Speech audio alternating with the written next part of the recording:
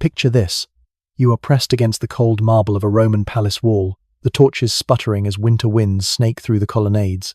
The year is 37 AD, and outside, Rome celebrates another festival of Saturnalia. But inside these gilded chambers, what unfolds is no ritual of the gods, it is a ritual of power. The young emperor Caligula reclines on couches of Tyrian purple, his pale face glowing in firelight, eyes lit with a hunger that is neither for food nor for wine. Around him, slaves and senators' wives are paraded like cattle in a market, their bodies trembling under the weight of command. The air smells of roasted meat from the banquet hall, but here it is masked by sweat, incense, and fear.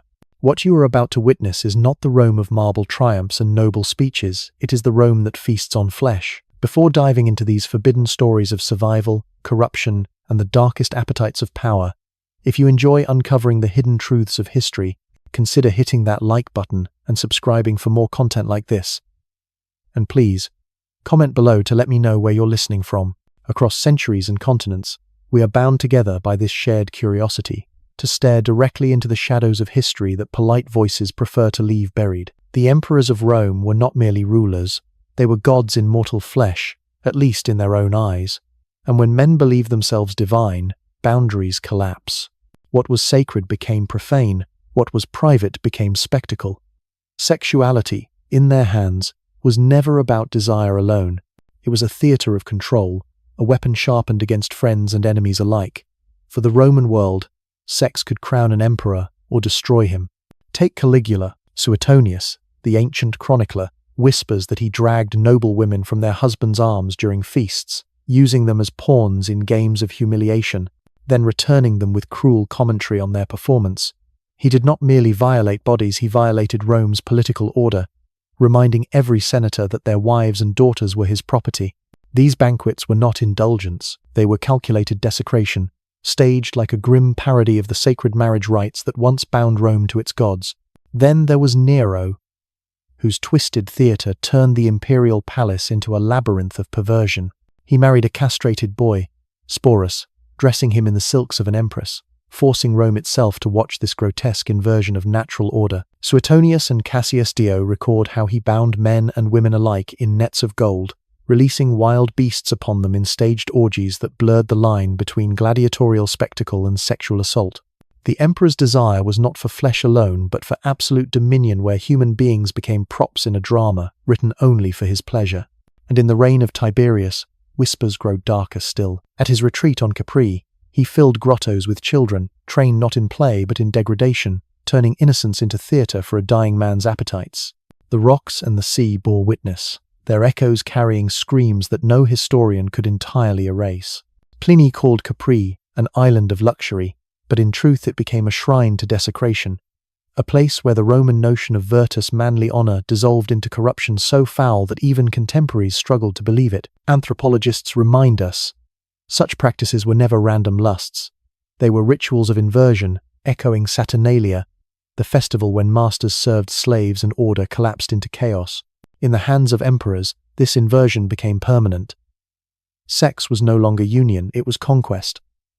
A man's masculinity was measured not by restraint, but by the bodies he broke, the boundaries he erased. Each act was both performance and proclamation. Rome belonged not to the law, not to the gods, but to the man who dared defile both. Yet beneath the horror lies a deeper truth. Rome itself was complicit. Senators who condemned emperors in whispers still sent their wives to palaces in hopes of favor. Slaves who wept under abuse also learned that proximity to imperial desire could mean survival, even fortune. The empire was a stage, and everyone played their part, willingly or not, in dramas that blurred the sacred with the obscene. This is where we begin. In marble chambers drenched with torchlight, where the rulers of the known world stripped dignity from men and women alike, weaving power into the most intimate fibers of flesh. What follows are not tales of passion, but of domination, not love, but theatre, and the echoes of those chambers, like whispers from stone, still remind us of the price humanity pays when power erases every boundary. Picture this. Rome, the year 39 AD. The marble atrium of the Palatine glows with oil lamps, their flames throwing erratic shadows across mosaics of gods who look on with frozen indifference. In the center reclines Gaius Caesar, better remembered as Caligula, Barely 27 years old, yet already worshipped as a living god, his gaze roves across the senators gathered before him. These are not meetings of state, they are rituals of humiliation. On the banquet couches lie women of Rome's most noble houses, wives, sisters, and daughters of the men who ruled the Republic only a generation earlier. Now they are pawns in games Caligula designs not for pleasure alone, but for domination. Chroniclers like Suetonius record how he would summon senators and command their wives to his bed before their eyes. Imagine the sound. Silk robes torn aside, jewels clattering on marble as a woman's body is forced into the emperor's arms. Her husband watches, trapped in a theater where his silence is survival, and his dignity the price of continued favor. The scent of roasted boar and honeyed wine fills the air, but it is fouled by the sweat of bodies pressed against cushions, the hiss of whispered commands. Caligula does not seek intimacy, he seeks spectacle.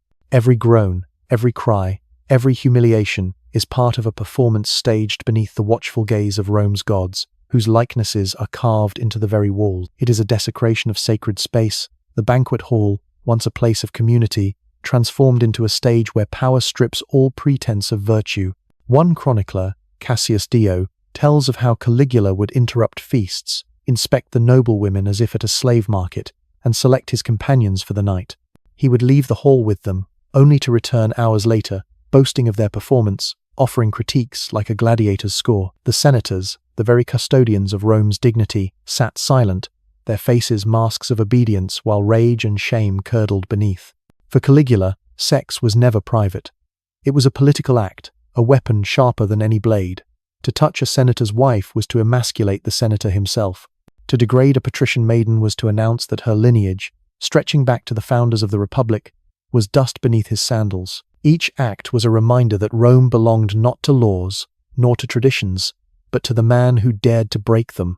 But Caligula's cruelty extended beyond women. Ancient sources whisper of his fascination with defiling even the most sacred of kinships. His sisters, Drusilla, Livilla, Agrippina, were drawn into his orbit not as family, but as playthings. Whether rumor or truth, the accusation itself reveals how Romans understood his reign, as a blurring of every boundary between piety and blasphemy, kinship and lust, emperor and god. When Drusilla died in 38 AD, Caligula declared her a goddess, ordering Rome to worship his sister-lover as one with Venus. Imagine the rituals. Incense burned before altars, priests chanting prayers to a dead woman elevated to divinity not by virtue, but by violation. The anthropology of power explains this inversion. In Rome, masculinity was defined by dominance, the ability to penetrate whether in politics, war, or bed. To be penetrated was to be shamed, feminized, reduced to submission. Caligula weaponized this code, bending Rome's most powerful men beneath the weight of their own silence. By taking their wives, by insinuating relations with his sisters, by flaunting his contempt for sacred norms, he broadcast a message. He alone was untouchable. The palace became a theater where the sacred marriage rites of Rome were twisted into obscenity. Traditionally, the union of man and woman was tied to fertility, to the blessing of gods like Juno and Mars. In Caligula's chambers, the same union became mockery, bodies stripped, dignity crushed, gods replaced by a mortal who claimed divinity in every act of desecration. The echoes of these feasts were not laughter but the grinding silence of a senate chained by fear. Even the city itself was forced to participate. Caligula erected a bridge of boats across the Bay of Baiae, parading in armor of Alexander the Great, before returning to his palace to indulge in orgies that blurred theater and ritual. The empire watched as its emperor transformed the line between governance and madness into a spectacle of flesh. Historians still debate how much of this was exaggeration, rumor colored by hatred. Yet in anthropology, the details matter less than the truth they reveal. Whether every feast unfolded exactly as Suetonius described is irrelevant.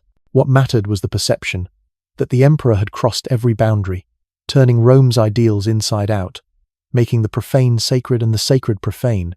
In Caligula's reign, sex was not passion. It was sacrament offered not to gods, but to his own insatiable will. And when emperors act as gods, mortals must suffer as sacrifices. Imagine this: the island of Capri, 30 AD.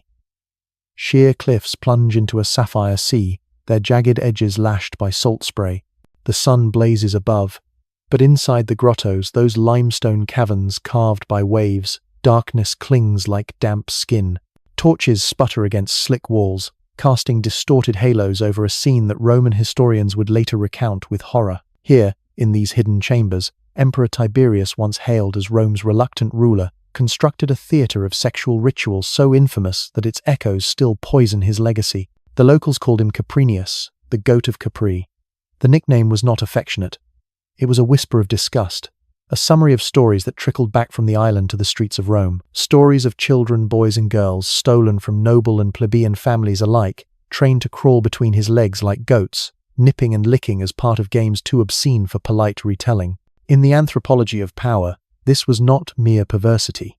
It was a deliberate inversion of Roman morality, a calculated theatre of corruption where innocence itself was offered up to prove that the emperor's appetites recognized no boundary. Imagine the sensory atmosphere: the brine of sea caves, mingled with the musk of oil lamps, the sweat of naked bodies pressed against marble benches carried into the caverns.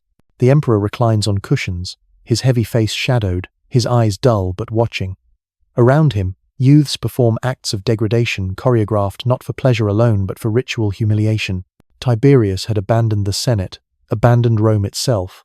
Capri was his empire now, and its currency was submission. Ancient sources, Suetonius chief among them, described the minnows pisciculi, children forced to swim between the emperor's thighs in his private baths, trained to nibble at him as if they were fish feeding on a carcass. It is an image at once grotesque and symbolic. In Roman culture, the sea was a liminal space, boundary between order and chaos, life and death. By turning the grotto into a parody of the ocean, Tiberius cast himself as Neptune reborn, a god whose body was the source and sink of all desire. But the rituals grew darker still.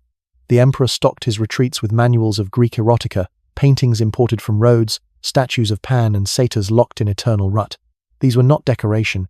They were instructions. Guests, slaves, and captives were commanded to reenact what was depicted: group scenes, violations, penetrations where gender and role blurred. To Roman elites raised on ideals of virtus, male discipline, female chastity, this was sacrilege. For Tiberius, it was sovereignty. By collapsing all boundaries, by forcing every participant to embody the chaos of lust, he alone stood outside, the conductor of madness. One story claims he defiled even infants, smearing their mouths with honey so they would suckle at him like nursing animals. Whether truth or slander, the accusation itself reveals what contemporaries understood: that his reign had moved beyond politics into a kind of ritualized violation of the Roman body politic itself. In his caves, the boundaries between child and adult, sacred and profane, god and beast, dissolved into a theatre where only one law reigned his appetite. The anthropology of this spectacle is chilling. Roman society was obsessed with the line between dominus and servus, between penetrator and penetrated. To be forced into the receptive role was to be marked as subordinate, feminized, stripped of civic identity. By compelling senators, nobles, or their children into such positions, Tiberius enacted a symbolic execution of their dignity. Every act of forced fellatio, every orgiastic tableau, was less about lust than about announcing, "You are nothing but flesh beneath me." Capri was not a retreat. It was a laboratory of domination. When visitors later whispered of the emperor's gardens of Priapus lawns where statues of gods of fertility presided over living reenactments of bestial scenes, it was not mere gossip. It was anthropology disguised as scandal. The emperor had inverted Rome's religious rites. Where traditional ritual joined man and goddess in symbolic union for fertility, Tiberius replaced them with parodies of rutting beasts and violated children. The message was cosmic. The emperor no longer upheld order. He embodied chaos itself. Even death could not silence the grottos. When word reached Rome of his passing in 37 AD, the people erupted in savage relief, cursing his memory, dragging his statues through the streets. They did not remember his cautious diplomacy, his years of competent administration. They remembered Capri. They remembered the stories of children turned into minnows, of senators' wives reduced to playthings, of an emperor who had transformed sex into a sacrament of humiliation. And so the grottos of Capri became not just a place, but a symbol, a subterranean shrine to what happens when divine power corrodes the human flesh that wields it. Picture this: Rome, 64 AD. The night sky blooms with fire as entire districts of the city collapse into cinders. Amid the panic, citizens screaming, mothers clutching children, statues cracking in the heat, one figure stands apart. Nero Claudius Caesar, draped in theatrical robes, is said to have sung of Troy's fall while his own capital dissolved in flame. Whether apocryphal or not, the image endures. An emperor who turned catastrophe into theatre, who remade Rome into a stage for his own desires. But even before the Great Fire, Nero's reign had become notorious for spectacles of sexuality that inverted every Roman norm. In the heart of the Palatine, he staged a wedding, not with a noblewoman, not with a foreign princess, but with a boy. His name was Sporus. A beautiful youth, castrated to resemble a maiden. Imagine the scene: torches blazing, priests chanting, veils of gold draped over a child's head, senators and generals forced to attend, watching as their emperor placed a bridal ring on a eunuch's finger, addressing him as Sabina, the name of Nero's dead wife, whom he had beaten to death years before. Anthropology tells us marriage is more than a union. It is a sacred contract that binds families, legitimizes heirs, secures the continuity of society. Nero hollowed it out and filled it with theatre. By marrying Sporus, he did not just commit an act of personal perversion, he performed a ritual of desecration. He mocked Roman law, mocked divine tradition, mocked the very idea of masculinity that underpinned Roman power. In a society where penetration was the mark of dominance, Nero presented himself not as husband but as parody, rewriting gender as spectacle, and Rome was compelled to watch. The stories multiply, each more grotesque than the last. One boy, they say, was dressed in furs and chained, forced to play the role of a beast while Nero hunted him across a palace garden lit with torches. Noble women were compelled to take the stage as prostitutes, their bodies auctioned in games that turned the sanctity of marriage into carnival. The emperor did not conceal these acts, he staged them. To him, obscenity was not shame, it was sovereignty. Imagine the sensory atmosphere. Incense thick with musk, the roar of amphitheatre crowds, the mingling of sweat, wine, and blood beneath painted ceilings. In one performance, Nero took the role of a pregnant woman, groaning theatrically on a couch while attendants mimicked midwives. In another, he covered himself in animal skins, leaping upon bound victims in a grotesque parody of bestial rut. To the Roman elite, it was madness. To Nero, it was theology, because beneath the obscenity lay a ritual logic. Roman religion prized sacrifice, spectacle, the blurring of human and divine. Nero twisted that framework. Just as emperors were worshipped as gods, so too could their bodies stage myths. By becoming bride, beast, mother, and god all at once, Nero enacted a theatre where boundaries collapsed. His body was no longer man or woman, penetrator or penetrated, it was Rome itself, mutable, violated, yet still sovereign. And then came the fire. Whether he caused it or not, the Great Fire of 64 AD was transformed by Nero into the ultimate ritual stage.